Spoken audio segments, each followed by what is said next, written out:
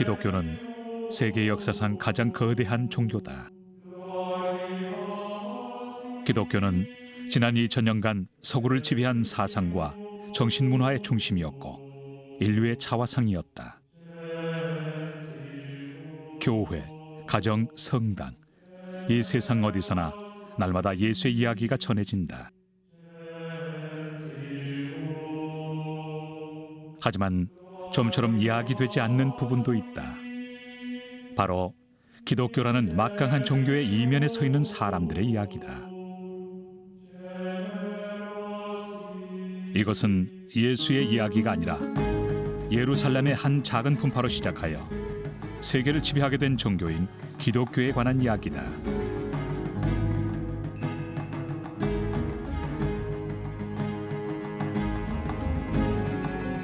그러면 기독교라는 특이한 종교에 관한 특이한 이야기를 시작해보자. 최후의 만찬 이야기에서 시작하여 그 후 1000년 동안 전개된 기독교 1000년의 서사시를 읽어나가보자.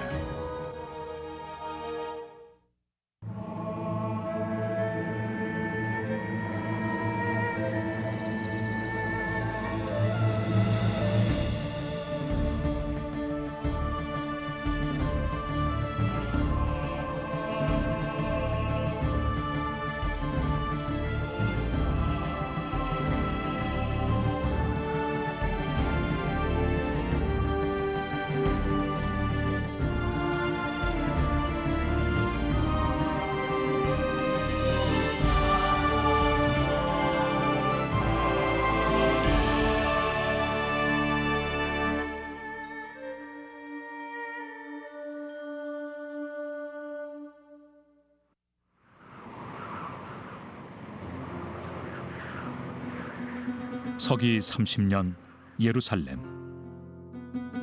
이스라엘 국민은 로마 제국의 속국민으로 지냈다. 로마는 유대 왕을 없애고 로마 총독을 보냈다. 반란이 일어나면 제국 군대가 가차없이 진압했다.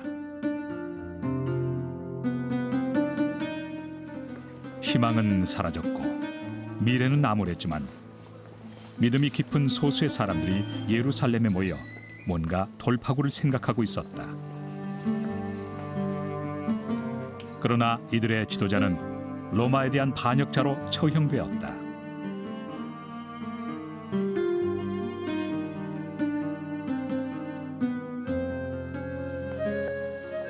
이들 또한 같은 운명을 맞을 처지였다. 바로 이것이 나사렛 예수가 죽고 나서 며칠 동안에 초대교회 사도들이 당면한 현실이었다. 경전에 보면 당시 사도들은 12명이었다. 그중 어부였던 시몬 베드로가 새로운 지도자로 나섰다. 시몬 베드로는 참혹하게 죽은 그의 지도자를 메시아, 즉 이스라엘의 구원자라고 믿었다. 하지만 예수의 처형은 희망을 심어주던 그동안의 예수의 활동에 비하면 너무나 실망적인 결과였다. 하지만 추종자들 가운데 여러 명이 다시 일어선 예수, 신비스럽게 부활한 예수를 목격했다고 주장하고 나섰다. 죽음을 이기고 부활했다면 이것은 예수가 메시아, 즉 이스라엘을 구원할 인물이라는 증거가 아닐까? 아니면 부활 이야기는 신도들의 암담한 실망을 완화시키기 위한 일종의 상상적 트릭일 뿐일까?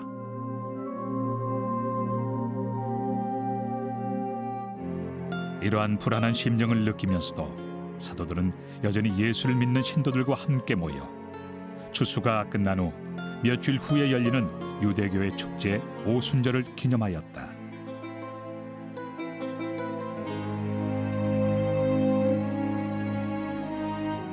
예수가 처형되고 나서 50일이 지난 그날, 추종자들은 신비스런 성령 현상을 경험하였다. 두려움에 쌓여있던 이들은 이 경험을 통해 훗날 세계를 지배하는 종교를 일으키게 된다. 이것은 신약 성경 가운데 사도행전이라는 경전에 설명돼 있다. 오순절이 이름에 저희가 다 같이 한 곳에 모였더니 호련히 하늘로부터 급하고 강한 바람 소리가 불어오며 불의 혀같이 갈라지는 것이 각 사람 위에 임하여 저희가 다 성령의 충만함을 받고 성령이 주신 능력에 따라 각기 다른 방언으로 말하기 시작하니라. 사도행전 2장 1절. 그때부터 시몬 베드로는 밖으로 나가 오순절을 축하하러 예루살렘에 모인 유대인 동족들에게 말하기 시작했다. 그는 세상을 뒤바꿀 영적인 메시지를 전하기 시작했다.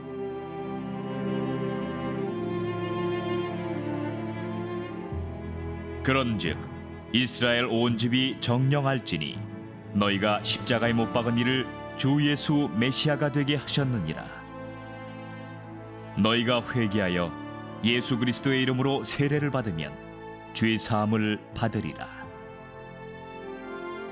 이 약속은 너희와 너희 자녀와 우리 주 하나님이 그에게 부르시는 모든 자들에게 하신 약속이다. 사도행전 2장 36절. 시몬 베드로의 이 연설은 놀라운 효과를 나타냈다. 성경에 의하면 그날 단 하루에만도 3,000명의 개종자가 나왔다고 전한다. 그날 이후 예수 추종자들은 유대교의 주류를 벗어난 아류 집단이 아니라 지도자를 가진 조직체로 새로 태어났다. 예수는 이미 그들 중에 없지만 새로운 종교가 성립된 것이다. 예수의 복음에 귀한 새 개종자들은 열성적이고도 헌신적인 신자가 되어 공동체를 이루고 모든 것을 공유하며 공동선을 실현하려 노력했다. 믿는 사람들이 다 함께 있어 모든 물건을 서로 통용하고 또 재산과 소유를 팔아 각 사람의 필요를 따라 나누어 주고 집에서 떡을 떼고 기쁨과 순전한 마음으로 음식을 먹고 하나님을 찬미하고 서로가 서로를 위하니 그 구원받은 자의 수가 날마다 늘어나니라. 사도행전 2장 44절. 이처럼 기독교도들은 시초부터 예수의 복음을 세상에 전하는 데 열심이었다. Many of them sold everything they owned, gave that money to a common pool that was managed by the apostles, and that money was used to finance evangelistic missionary trips by the apostles and others. And so you had from the very first months after Christ's death, people heading out for Syria and for various parts of Palestine, and even shortly enough for Europe and other places.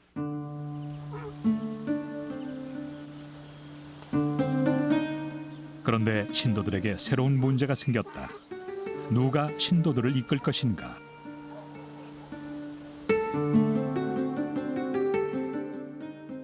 부활한 예수의 지위를 대신할 사람이 있을까?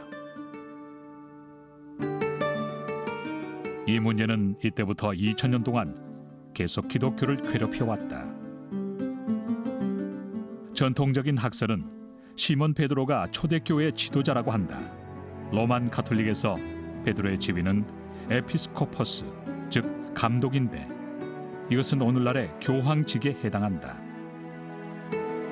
베드로는 로마로 와서 교회 감독이 되기 전 초기 기독교 시절 한 지도자 밑에 있었다.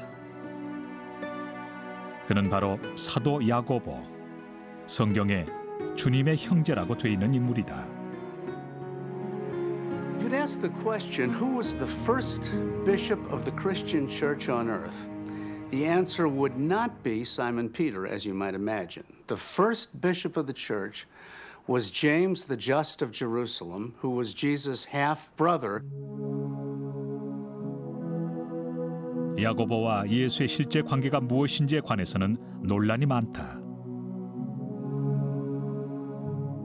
야고보는 요셉과 마리아 사이에 태어난 동생이라는 의견도 있고 요셉의 전처 소생이라는 의견도 있다. 또 다른 사람들은 형제라는 표현이 꼭 혈연을 말하는 건 아니라고 본다. 예수와의 실제 관계가 어떻든 간에 야고보는 성경상으로나 역사상으로 예루살렘에서 예수 운동을 이끈 지도자였음을 모두가 인정한다. 나는 주의 형제 야고보 외에 다른 형제들을 보지 못하였노라. 하나님 앞에서 맹세하노니 내가 쓴 바는 진실이로다. 갈라디아서 1장 19절. 야고보는 정통 유대 율법을 엄격하게 지키려 했기 때문에 이따금 의로운 자라고 불리었다. 그러나 일부 추종자들은 유대 율법의 중요성에 대해 의문을 갖기 시작했다. 이미 그때부터 예수 운동은 전통적인 유대주의를 벗어나기 시작했던 것이다. There were some things that the early Christians did, however, that would have shocked other Jews. And I think the first one that comes to my mind is the practice of what they call the Lord's Supper. That is, eating bread and drinking wine and speaking of these as if they were human flesh and human blood. This would be abhorrent to anyone who knows Jewish food laws, in which, eating food with blood in it is prohibited completely. So this would have shocked anyone who was Jewish. 예수 운동이 유대인의 뿌리에서 이탈함에 따라 전통 유대인과의 긴장 관계가 생겼다.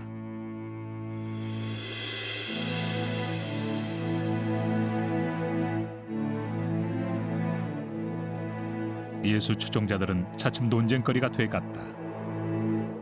그리고 논쟁이 격화되어 폭력으로 발전하기 시작했다. 마침내 스데반이라는 사람이 이르러 폭발이 일어났다. 스데반이 은혜와 권능이 충만하여 큰 기사와 표적을 행하니 어떤 자들이 일어나 스데반을 비난할세. 저희가 스데반의 지혜로운 언변을 당하지 못하고 거짓 증인을 세워 가로되 이 사람이 거룩한 성전과 율법을 거슬렀다고 주장하였다. 사도행전 6장 8절.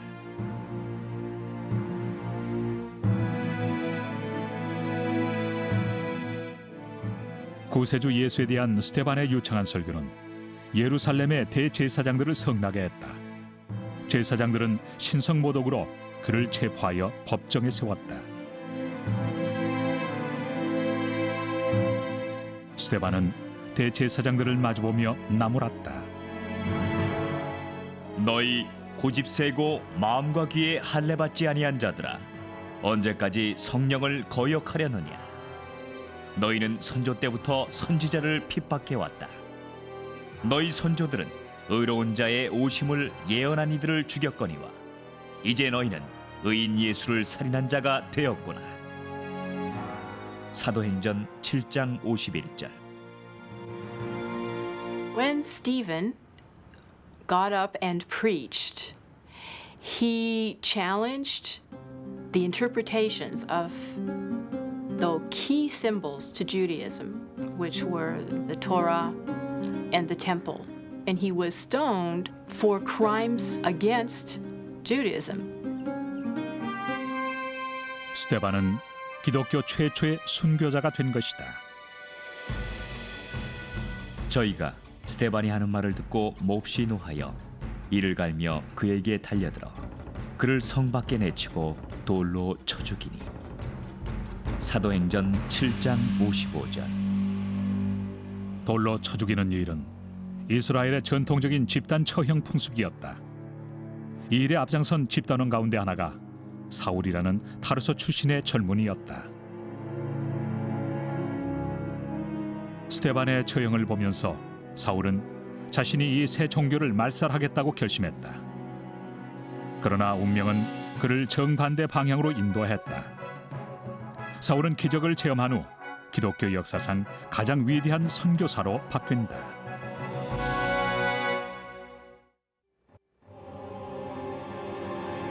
스데반은 유대 법정에서 재판을 받고 돌로 쳐 죽임을 당했다.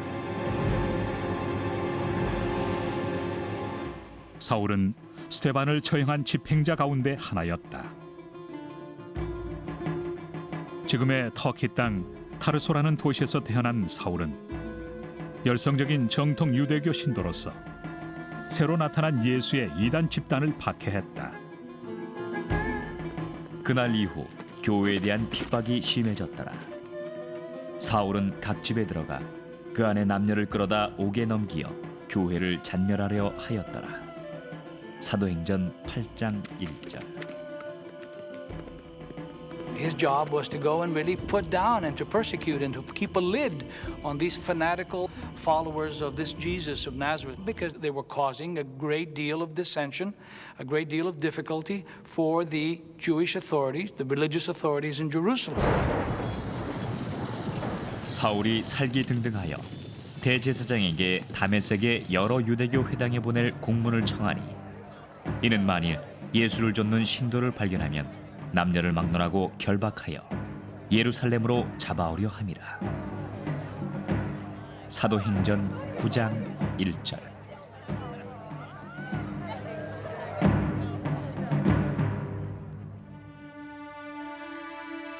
정치적, 종교적 이유로 기독교 탄압에 앞장섰던 사울이 180도 변한 것은 바로 이 무렵의 일이었다.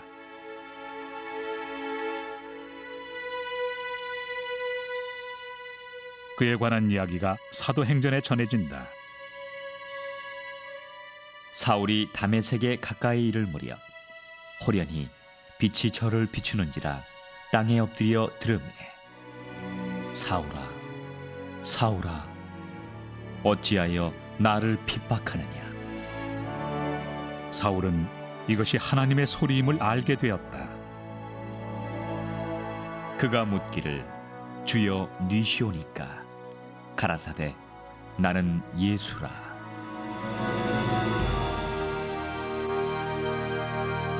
And in that statement, why are you persecuting me? Jesus is telling Paul, the Christians are me. They're my people. They're my body. They're my church. You're persecuting me. And Paul changes completely. Paul of Tarsus, first, last, and always, was zealous about anything he undertook. He was the best student around from Cilicia, if we can believe his report. He took on representatives from all the synagogues in Jerusalem and Damascus and elsewhere proclaiming the faith. And although he was a persecutor of the church to begin with, once he converted, that is, turned 180 degrees out of phase, he then becomes the most enthusiastic proponent of the faith. 사울의 변신 과정은 성경에 의하면 이러하다. 그는 쓰러져 갑자기 장님이 된다. 그런 그를 주변에 있던 예수 추종자가 돌보아주고 그는 곧 시력이 회복된다. 그러자 대중을 상대로 예수의 가르침을 선포하기 시작한다. 그러나 부활한 예수를 직접 만났다는 사울의 주장은 생존 시 예수를 따르며 고난을 같이 했던 사도들을 곤혹스럽게 만들었다. 그들은 메시아의 측근이었던 자기들만이 사도의 자격이 있다고 생각했다. The status of the Apostle Paul was always in question in the early church. And the reason it was in doubt is because he had not been a follower of Jesus, had not known him during his lifetime. And those who did claimed prerogatives that they thought didn't belong to Paul. So there was tension between Paul and the leaders of the Jerusalem church. 사울과 제자들 간의 갈등은 사울이 이스라엘 바카스에게 복음을 전파하기 시작하면서 더욱 심해졌다. 그는 사울이라는 히브리식 이름을 바울이라는 로마식 이름으로 바꾸고 유대인 이외 로마 제국 사람들에게 복음을 전하기 시작했다. 그런데 서기 1세기 유럽 사회는 일종의 신앙적인 위기를 겪고 있던 시기였다.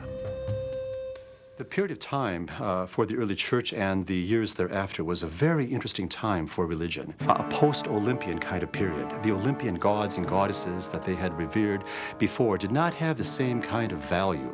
People were casting about for new kinds of gods and goddesses, new sorts of beliefs that could capture their fancy and could give them hope and a reason for living beyond what they found with the Olympian gods and goddesses. And so people looked internationally to Egypt and to Turkey and to the Middle East for new kinds of religions, new kinds of gods and goddesses.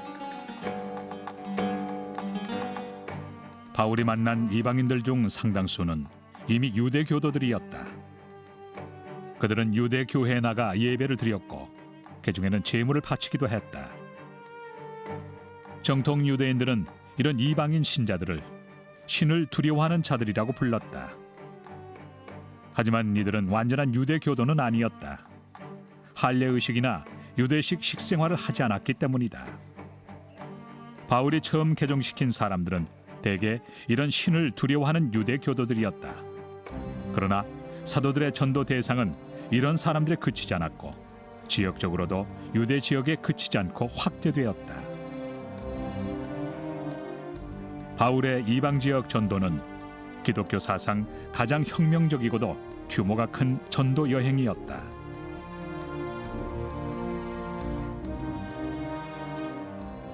바울은 가는 곳마다 현지 청중의 사정에 맞추어 설교했다. 그는 모든 사람을 위해 모든 것을 시도한다고 편지에 쓰고 있다.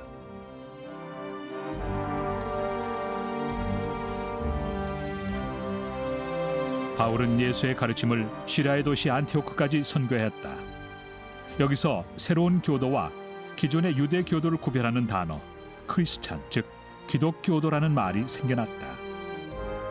바울은 신의 이름을 요슈아의 변형인 히브리어 예슈아라고 하지 않고 그리스어인 이에수스라고 바꿔 불렀다.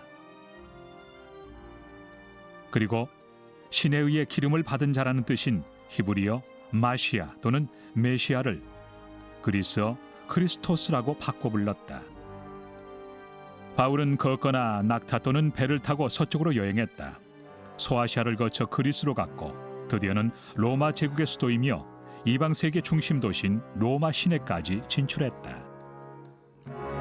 He was really good at winning over the Gentiles because he was born in Tarsus. And so he knew the Gentile world. He knew what phrases to use in terms of their logic and how to communicate to them and how to win them over. He always carefully in his sermons began where his hearers were, and then he drew them out in the direction toward Christianity that he wanted to bring them along. And so it's a masterpiece, I think, of sermon skills, pastoral skills, approach, forensic abilities, and combining with his own natural immense intellect, he could bring it off. 바울은 지중해 연안을 여행하면서 자신이 세운 교회에 편지를 보내 지시를 내리고 충고를 했다. 이 편지들은 복음서들보다도 수십 년을 앞서 쓰여졌기 때문에 신약 경전 가운데서 가장 먼저 쓰여진 것들이다. 그러나 예루살렘에서 위기가 싹트고 있었다. 바울의 이방 전도가 너무나 현지에 맞춰졌기 때문에 최초의 기독교 운동에서 벗어나 있다는 비난이었다. 사실 바울은 비유대교도 이방인을 상대하다 보니 유대교적 요소를 빼는 경우가 많았다.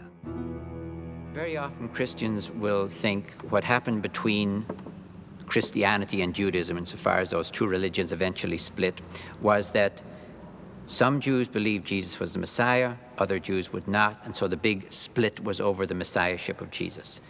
That is almost totally wrong. What the split is over is the attitude towards God's law. Can we begin to decide there are parts of God's law that can be left aside?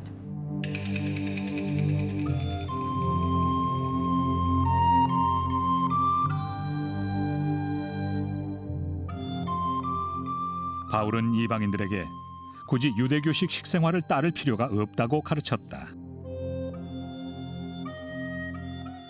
반대자들이 나타났다.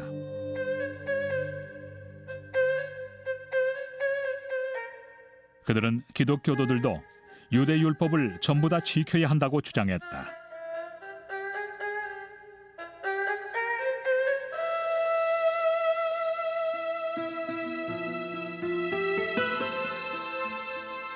이 문제를 해결하기 위하여 야고보는 서기 49년 예루살렘에서 첫 번째 사도 모임을 소집했다.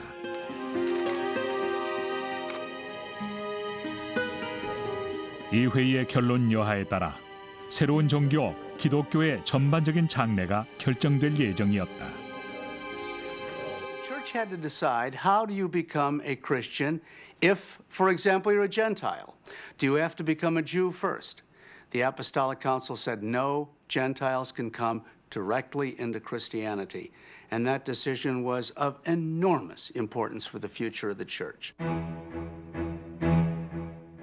바울은 예루살렘의 기독교도 중 일부 진보적인 사람들과는 타협을 이루었다. 하지만 그는 나머지 완고한 유대인들과는 사이가 더 벌어졌다. 소아시아 지역의 유대인 그룹이 민중을 선동하여 바울이 예루살렘 성전을 모독했다며 봉기했다. 바울은 로마 추교단의 개입으로 죽음의 위협을 겨우 면할 수 있었다. 유대 법정은 바울을 처형하려고 그를 투옥했다. 그러나 바울은 아버지 때부터 로마 시민권자임을 주장했기 때문에 로마에서 재판을 받게 됐다. 바울은 배편으로 수도 로마로 호송됐다. 로마의 성문에 이르러 바울은 일찍이 구세주를 십자가에 매단 세계 최대의 강국 로마 제국의 수도에 대고 뭐라고 말할 것인가를 준비하였다.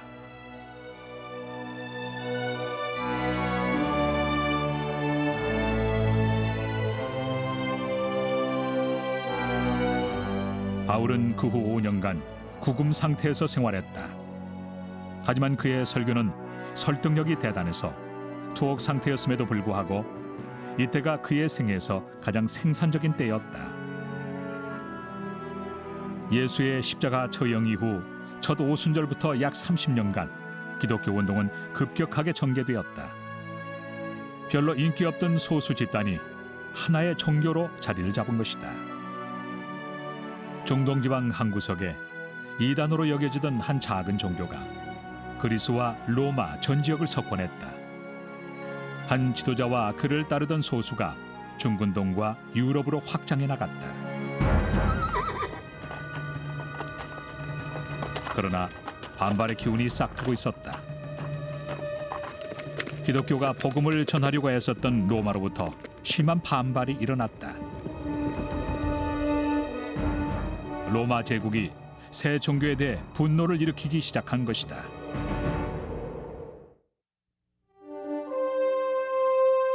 서기 1세기 후반, 기독교가 일으킨 갑작스런 팽창은 역사의 놀라운 성공 사례였다. Explosive in the way that it spread. Christianity went everywhere suddenly, and it seemed like the whole Mediterranean basin, the whole Roman Empire, within a number of decades was hearing the good news of Christ. 한 세대가 지나는 동안에 기독교의 중심은 예루살렘에서 로마로 옮겨졌다. 그리고 로마는 제국의 중심이며 수도였다.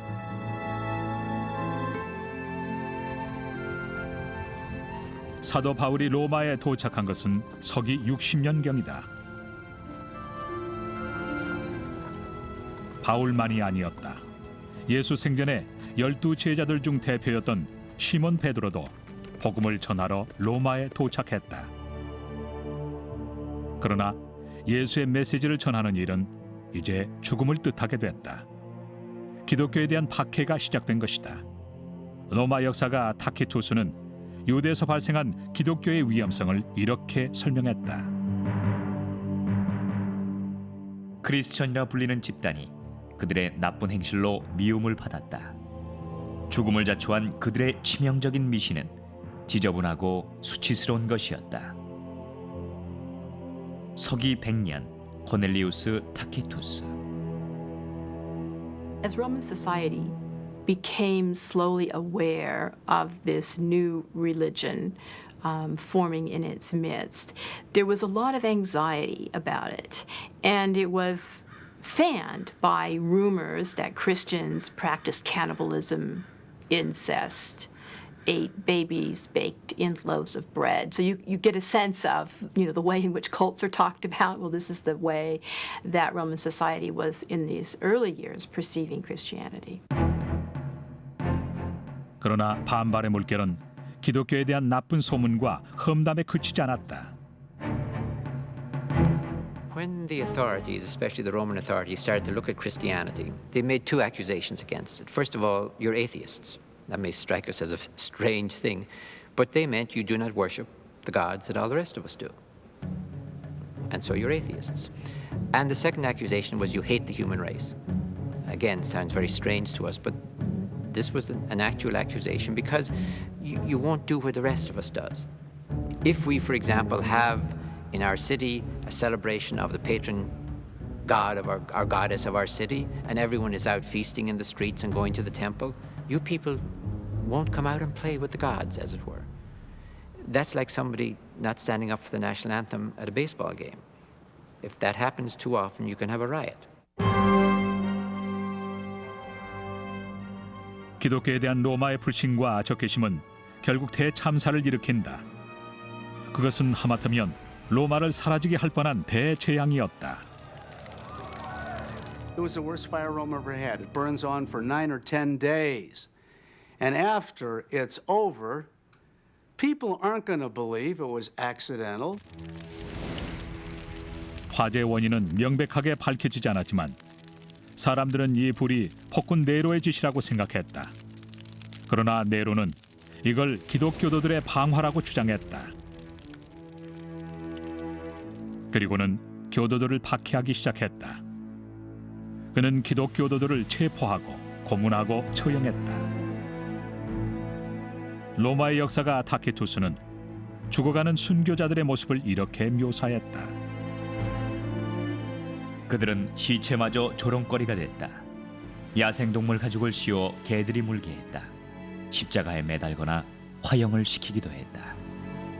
그들의 시체는 밤을 밝히는 횃불로 쓰였다.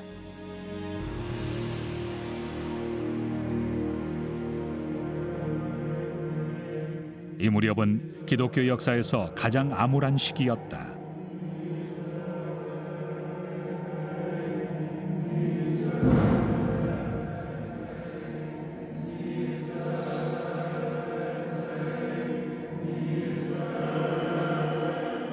십자가형이나 교수형에 그치지 않고 구경꾼들이 운집한 콜로세움에서 야생동물의 밥으로 만들거나 검투사들과 싸우게 했다. 기독교도들은 로마인들의 죽음의 놀이도구였다.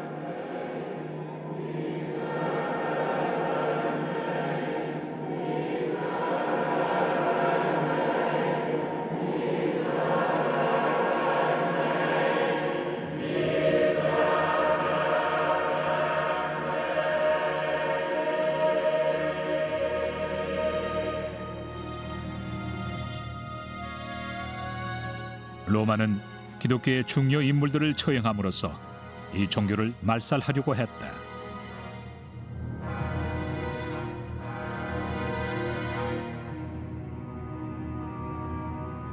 What the Roman Empire did was pick the leaders. It made it very clear there's us and there's them. There's the martyrs and there's the murderers. And in a way, it put paganism and Christianity clearly at odds with one another. 역설적이게도 로마의 박해는 기독교를 더 강하게 만들었다. 로마가 실시한 박해의 결과를 놓고 이런 설명이 있다. 순교자들의 피는 새 종교의 싹을 꽃피웠다. 로마에서 가택연금 생활 중이던 바울이 교수형을 당한 것도 이 시기였다. 시몬 베드로도 같은 시기에 대중이 보는 앞에서 처형됐다. 전하는 말로는 자신은 예수처럼 똑바로 매달릴 자격이 없다며 거꾸로 매달려 죽었다고 한다.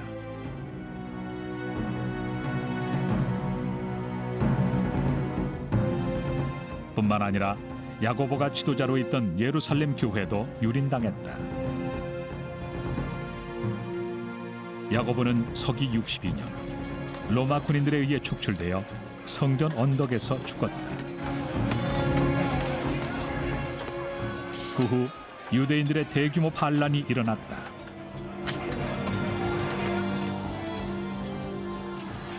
그러자 서기 70년 로마 군대는 예루살렘을 점령하고 불을 질러 잿더미로 만들었다. 유대교 성전이 파괴되고 유대인들은 다시 노예가 되었다. 예수의 고향은 이제 더 이상 기독교의 고향일 수가 없을 지경이었다.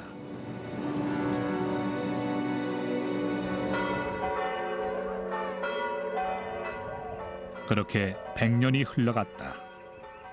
로마인들은 간헐적으로 기독교도들을 잡아 처형했지만 기독교도들은 복음의 전파를 그치지 않았다. 기독교가 이 박해의 시기를 살아남은 것은 지하로 숨은 덕분이다.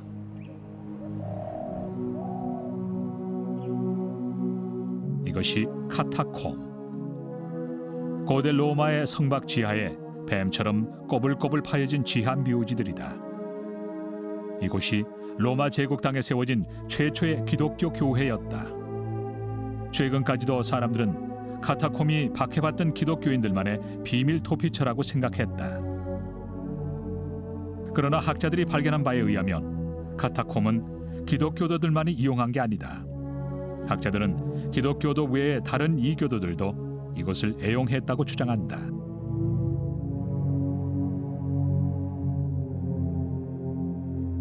People celebrated a meal together with their dead in the Roman catacombs. I'm not talking about Christians, I'm talking about pagans.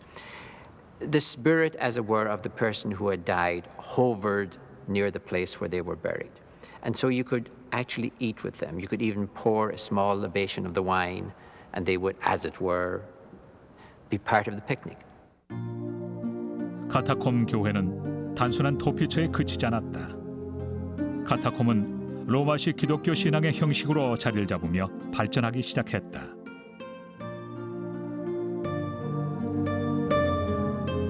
기독교적 생활 양식이 점점 로마인의 생활에 스며들자 박해가 사라졌다.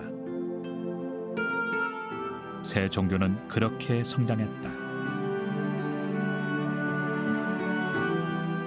종교로서 성장하고 진보함에 따라 같은 기독교 내에서 분파와 다툼이 일기 시작했다. 새로운 예배 형식이 출현하고 각자가 정통성을 주장했다. 로마의 박해라는 위험이 사라지면서 그에 못지않게 위험한 분파주의가 기독교라는 종교를 위협하기 시작했다.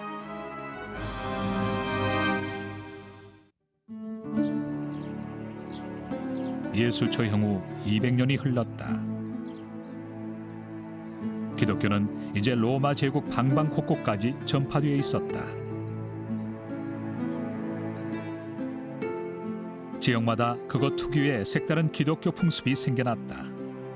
그러나 모든 교회에 공통적인 의식이 한 가지 있었다. 공동 회식이 그것이다. We sometimes forget when we look at the Eucharist in the Christian church today, which is a sort of a symbolic meal, that the Eucharist in those Christian communities was a real meal. People like myself, who are fairly well fed and who don't think very often about where the next meal is coming from, find it very difficult, I think, to imagine that people seriously thought about heaven as a banquet. Wow, with enough food. Or that the Eucharist is a real meal. God comes to us as food. But it wasn't the theology that came first. It was the food.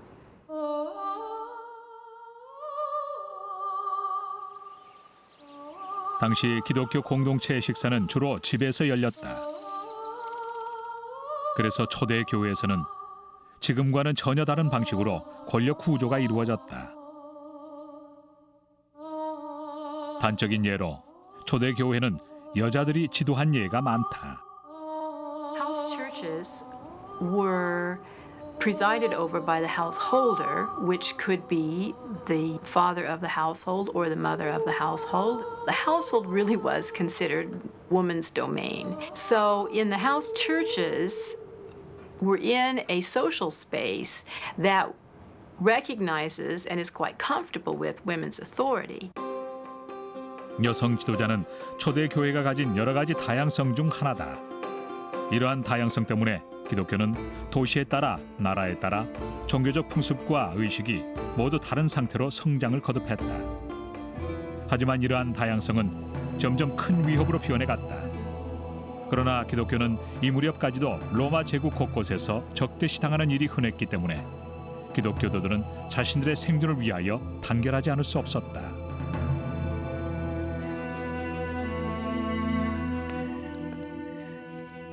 이런 움직임에 전면에 나선 것이 안티오크의 이그나티우스였다. 그는 서기 110년 박해 선풍이 부을 때 체포되었다. 처형을 위해 소아시아에서 로마로 압송되는 과정에서 그는 지방교회 신도들을 차례로 만났다.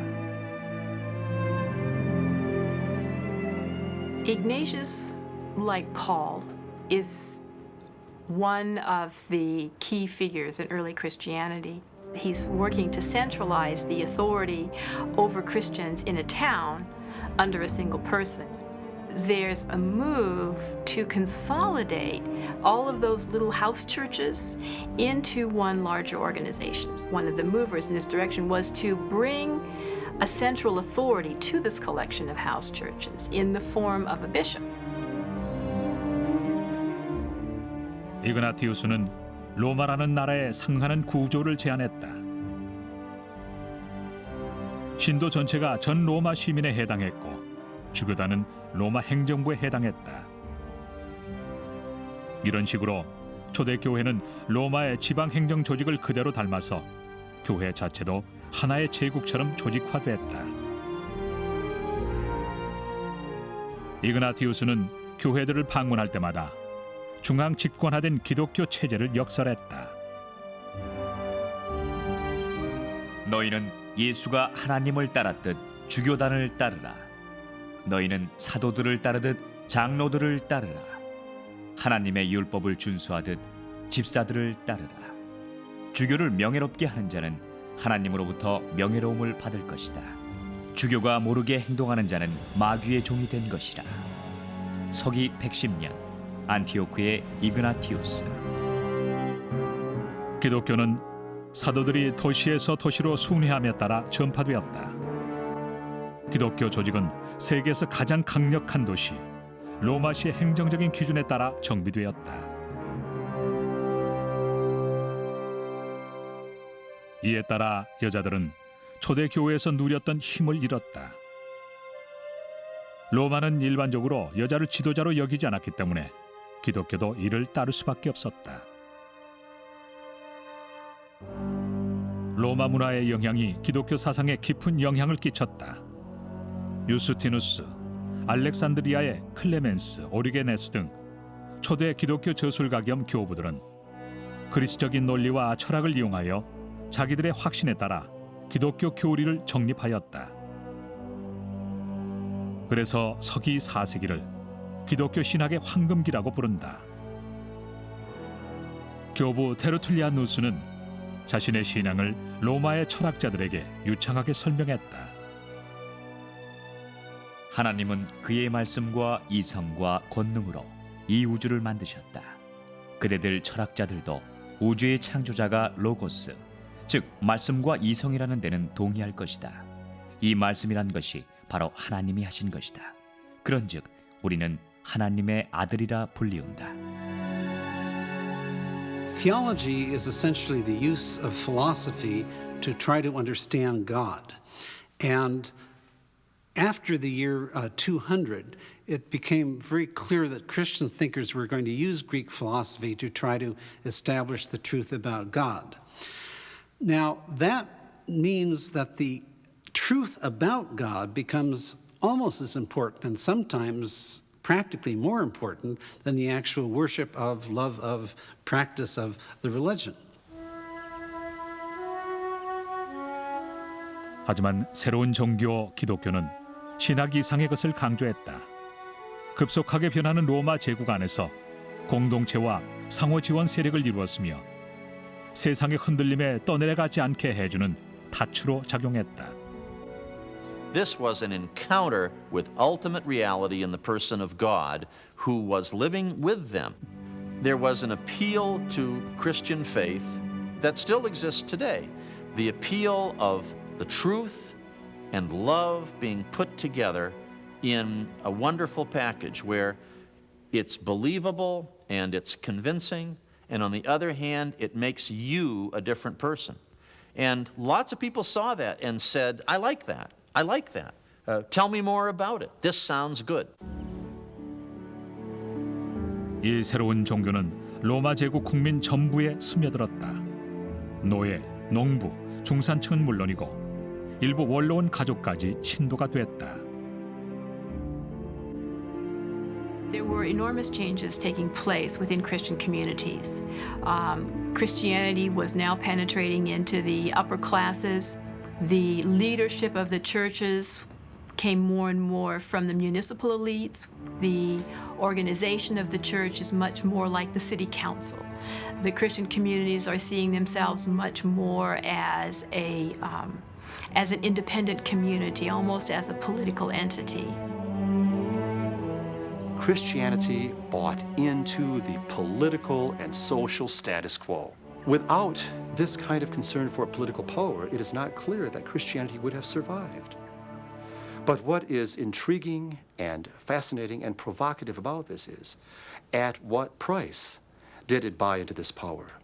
At what cost did it buy into hierarchy?